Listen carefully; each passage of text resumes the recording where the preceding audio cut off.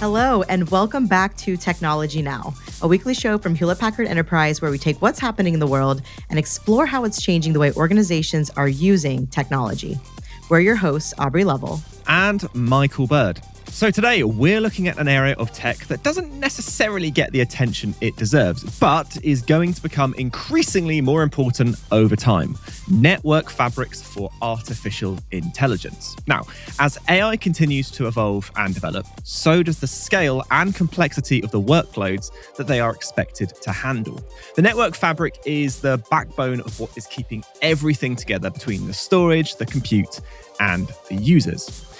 That's a very important job. Users are increasingly expecting AI to be quick, responsive, and reliable. Making that possible whilst also improving efficiency and making the most of available resources is a challenge, to say the least. So, what can be done to improve this backbone of AI? Is AI able to help improve itself? And what does this all mean for our organizations? Very, very good questions indeed. And if you're the kind of person who needs to know why what's going on in the world matters to your organization, this podcast is for you. And if you haven't yet, subscribe to your podcast app of choice so you don't miss out. All right, Michael, I'm excited for this one. Are you ready? Yes, let's do it. AI is complex and expensive. A report from A16Z, which we've linked to in the show notes, suggests that for large AI companies, up to 80% of their capital expenditure is on compute resources. Then there's an article by Research and Markets, which we've also linked to in the show notes. They suggest that the global market for data center accelerators, essentially tools and equipment for making data centers more efficient and effective, sat at $45.1 billion in 2023 and is expected to grow to $351.5 billion by 2030. This suggests that there's a real need to make the infrastructure and networks on which AI runs more efficient, both in terms of energy usage, how they manage workloads, and how they move data around. So, how do we do it?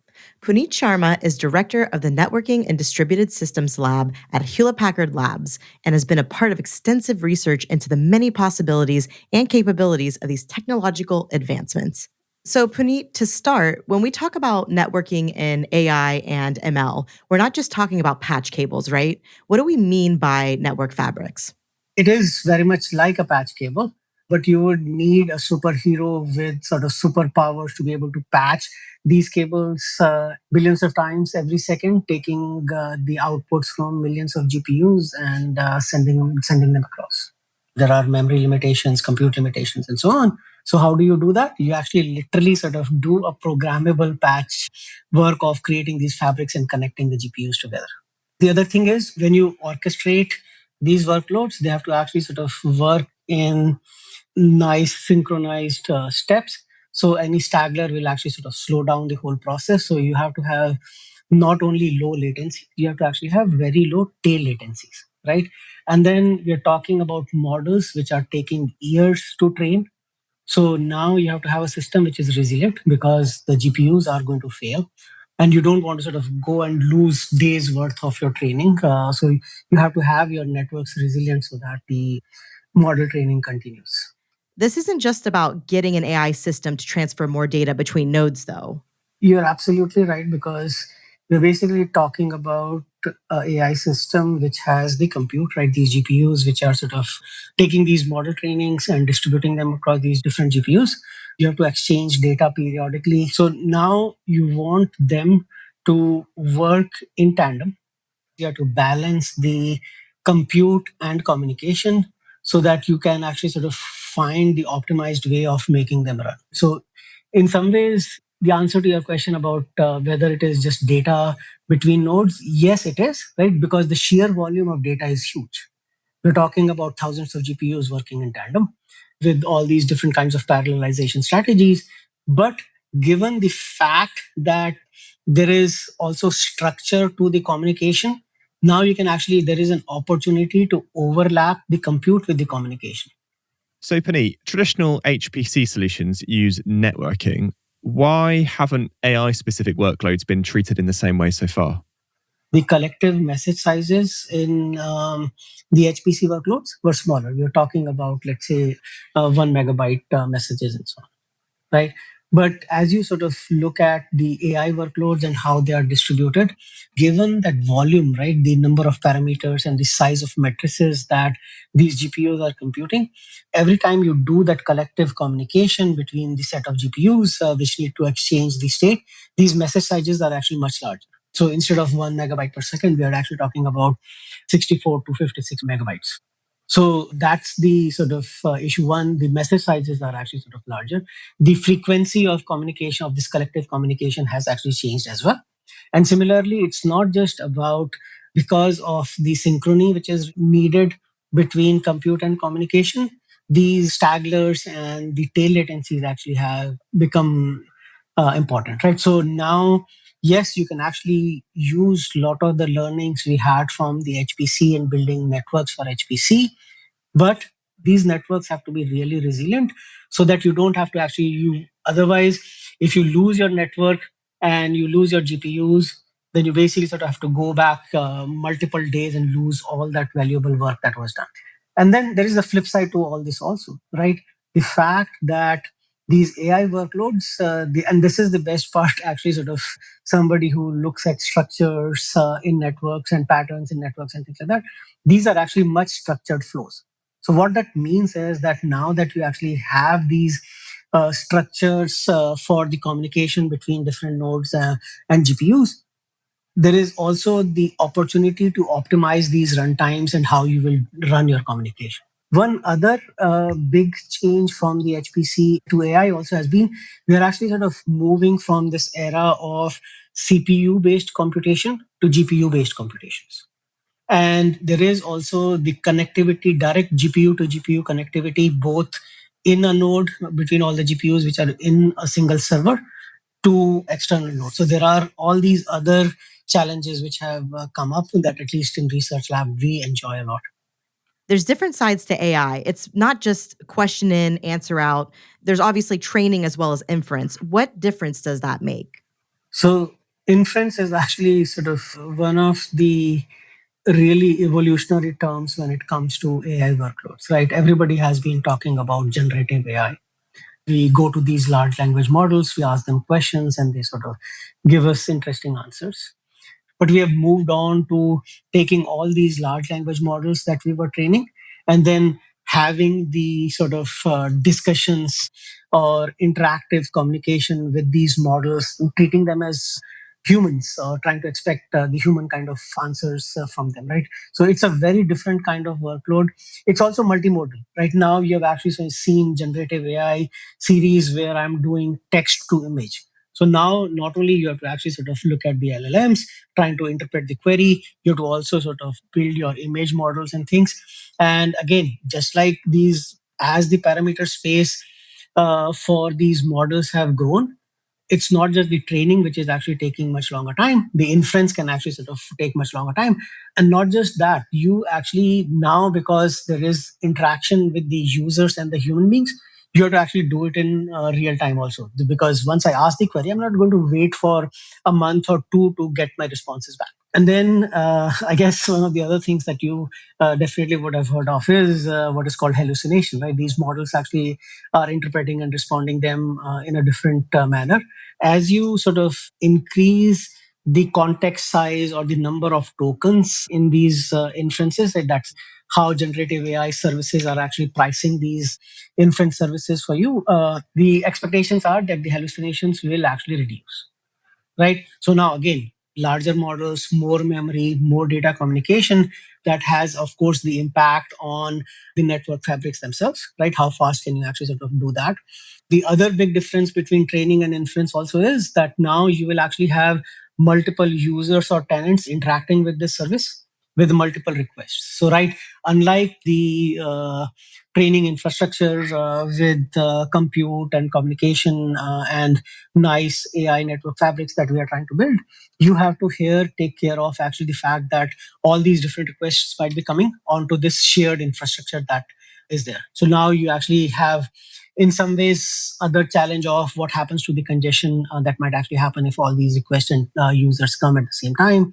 Or how do I actually sort of make sure that the serving of this inference is happening without actually a significant amount of delay so that users don't leave. What exactly is Hewlett Packard Labs examining to solve these challenges? We are basically doing explorations roughly along three dimensions. One, indeed, is actually how do you make the network fabric for AI more optimal? Looking at collectives. So, what are the different network technologies? What kind of topologies will actually have better behaviors? And then also for inference, as I was sort of looking at, what do you do if the infrastructure is shared? Right. Similarly, we are also actually sort of looking at the different parallelization strategies, right? Not looking at it just from the communication perspective, but there might actually be what kind of parallel. So, given an infrastructure, what kind of parallelization can I actually sort of bring in? Should it be data parallel? How many way data parallel it should be? How many shards should I actually sort of get? Number of GPUs and so on. And depending on the infrastructure that is there, sometimes it's very difficult to figure out what the strategy or the number of parameters to use there is. So one of the big push we have is to actually leverage these extreme scale AI workloads and simulate them. Because even before we run these actual workloads on real infrastructure, we need to be able to optimize these algorithms and figure out what our parallelization strategy would be. The last dimension is what I actually sort of call matchmaking, right? Orchestration meets infrastructure. So you have your workloads, you have to deploy on your given infrastructure. So how do you optimize it for various things, whether it is time for training, the cost, energy consumed. These are extremely sort of energy consuming things that we are talking about, both in terms of training and inference. Thanks, Puneet. This is such important work, and we can't wait to hear more about it. So don't go anywhere, because we'll be right back with you in just a moment. Okay, now it's time for Today I Learned, the part of the show where we take a look at something happening in the world we think you should know about. Michael, what do you have for us today? Well, today we are in Boston, where a team are looking into ways to terraform Mars using specially bioengineered microbes. Wow. Now, making Mars a more Earth-like environment has been a dream of various scientists, engineers, and of course, sci-fi fanatics for decades. In the 1920s, ideas were put forward to develop giant space mirrors to warm the planet's surface. More recently, a certain space-loving billionaire casually mentioned detonating nuclear bombs on the planet. Fortunately, or maybe unfortunately, neither option is viable in the near future. Instead, a team has begun looking into finding the most extreme forms of life on Earth and combining their genomic code in a way which would make Mars a pleasant environment for them to thrive, produce oxygen, and eventually form an atmosphere. Life exists pretty much everywhere on Earth, from environments with extreme radiation to extreme cold and heat to very dry climates. The problem is, Mars has all of those problems and more. To that end, the team of researchers are beginning to look at how biologically engineered life forms could combine all of these incredible traits. They've created a Mars-like lab environment for their tests and are in the early stages of their engineering project. There are blockers, however, not just scientific, but legal. Biological contamination is banned in space under the Outer Space Treaty, as well as by NASA policies. And of course, we want to make sure Mars absolutely doesn't have life before we start dropping in our own. So whilst it's an interesting experiment, Mars is likely to remain barren at least for the near future. Still, pretty cool, eh? Indeed it is, and sounds like a lot of work too. Yeah. Very extra. Very much so. It is. Thanks, Michael. All right, so now it's time to return to our guest, Puneet Sharma, to talk about how we can overcome the challenges of AI networking. All right, Puneet, so what are the tangible benefits of making a really good, effective AI system that can compute and move data around in sync and even in parallel? How much energy are we talking about saving here?